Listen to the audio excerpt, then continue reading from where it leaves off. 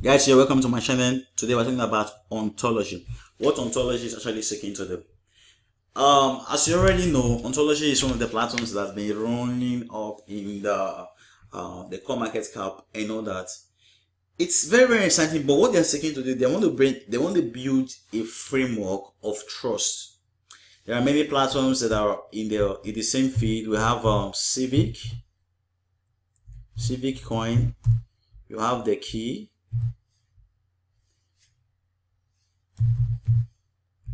You have the Key. You have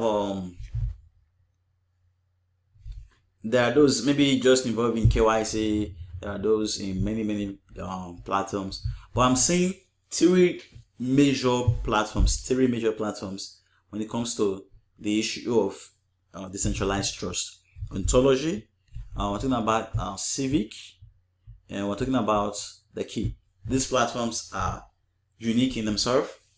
I don't like making comparisons. Some of them say, this platform is going to be this killer and all that. Every platform has their own distinction and all that. What we're talking about today is ontology. Trust, verification, and identity. Like I wrote here, I said ontology is the Bitcoin of trust and identity. If you look at the generations of blockchain, Bitcoin, basically a form of payment. It was not really designed to write smart contracts or whatsoever. And then Ethereum came on the scene. Ethereum has been very good when it comes to decentralized applications, when it comes to smart contracts. Then let's talk about the issue of identity. How do we reference objects or whatsoever? How do we reference humans? How do we bring identity to the table? So ontology, it's one of the platforms that is really pushing them. So as I wrote here, ontology is an index of identity, just like Google is an index of web page, and you know what that means. So you can, like Google can have tons of web page. You're looking for something, you can simply go and get it. That is how ontology is. Also, ontology is an infrastructure and also a framework, so you can plug in models and all that.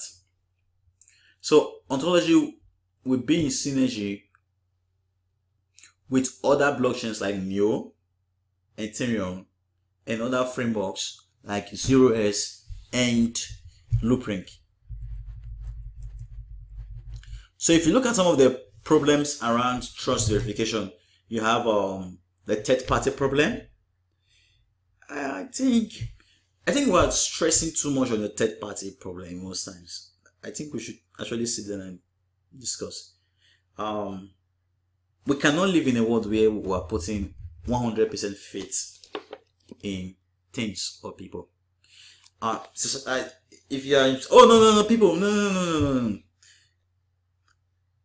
You can't live in a society where we're putting 100% trust in people or codes.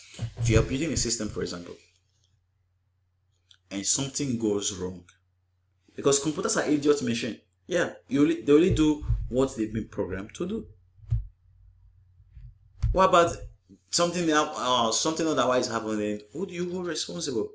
So the third party problem, it depends on how you define the third party problem.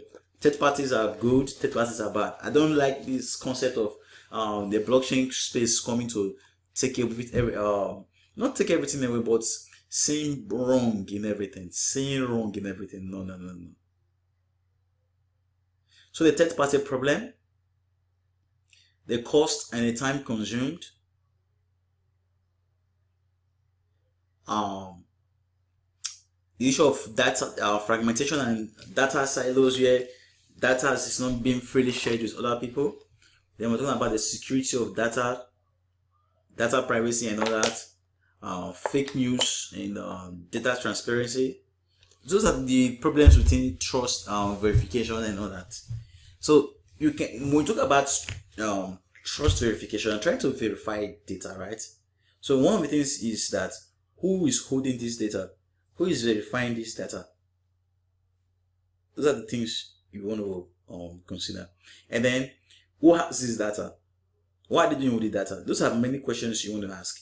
So let's say, for example, if you have 3 points, you have if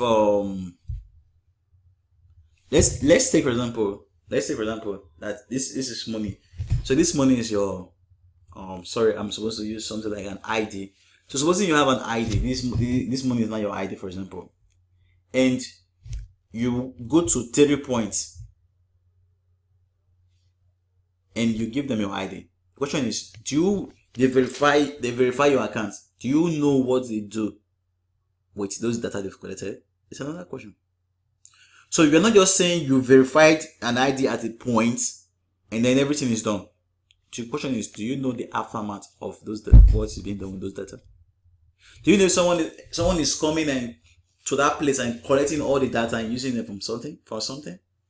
It's a very, very big question. And then what will be the solutions ontology will proposing? Remember I told you ontology is proposing a kind of system here to be a framework. Anybody can come and build on it, build applications on it and all that. They are proposing a system here for identity verification and copyright of data and whatsoever. And then they want to build a distributed reputation system. So they are saying there is no need to be carrying ID cards around, carrying credentials around, carrying whatsoever around. Everything will just be digitized and will be verified. Well, whenever we're doing things, we should also look at the negative. I'm not a crypto how will I put it? I'm not against crypto. I'm not against blockchain. But we stress too much things. We are not considering the fact like, what if this thing is being used for this stuff? Those are the things I will discuss in my other video when we're talking about the issue of blockchain, cryptocurrency, and third parties and all that. I will talk about that. And then the other thing again is that it will be used for data exchange and then distributed equity. Okay, so what are the benefits of some of the tokens? The tokens could be used for voting, and then if you're the holder of the token, you can be receiving ontology gas. The token, just like you have the neo gas, and it's a very, very good incentive. And then it can be used for smart contracts. Now, one of the things I actually learned when it comes to investing is I discovered that I think I told people when I started investing, I didn't know much about crypto. Which one is? I've just gone on market cap and so wow, okay, this is the crypto. Which one do I buy? Yeah, let me buy this. And so it's really, really not good experience and all that. So platforms that offer a form of dividends. There are platforms that are designed in such a way that, let's say, certain parts of the transaction fees are distributed to the holders of the tokens and all that. Those are many benefits, and there are like some cryptocurrency exchange for simply holding their tokens. Like I think Huobi, I don't know if I'm pronouncing this way. Huobi is one of the platforms that does that. Combi exchange is one of the platforms that actually does that by simply holding the tokens. I think OKS also does that. I think Hadas also does that. But I'm very, very sure of Huobi. I think KuCoin also does that. But the one I'm very, very sure is Huobi and Combi. These two platforms for simply holding their tokens. Airdrops can actually happen. And then you have a platform like Neo, for example. There are times where, like, ontology was distributed, there was a ratio, it was distributed to those that had the Neo. So when you have a platforms like this that have those are, if you watch some of the projects that are booming, there are key indicators like having maybe dividends, maybe in the case of fork, getting a certain ratio, just master notes, different stuff. Those are the things that also help people. So the tokens will also be used for smart contracts, and then you can actually check you can check, how will I put this? You can check GitHub for the latest updates and all that. So they are developing algorithms, they are consensus algorithm, they're verifiable Byzantine fault tolerance systems that combines proof of stake, verifiable random function, and practical Byzantine fault tolerance system. So the major thing about this platform is identity, trust, and verification. So to be a system where you can build upon. It's not a closed system. Anybody can build upon it, can use it for as many subs. And they have a lot of partnerships like Secure Capital, partnership with Masteries, Zenfund, Neo, On-Chain, and let's say the Twitter, let's say the following. So you have almost 50,000 Twitter followers trying to engage with this platform. They're talking about over 30,000 people, almost 31,000 people on Telegram, and then they have articles being released.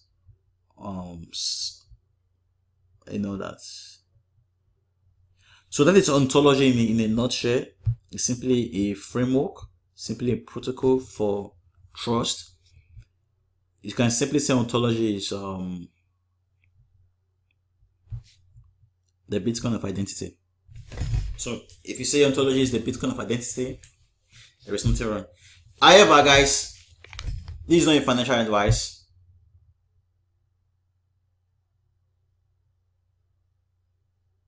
It's just for information purposes.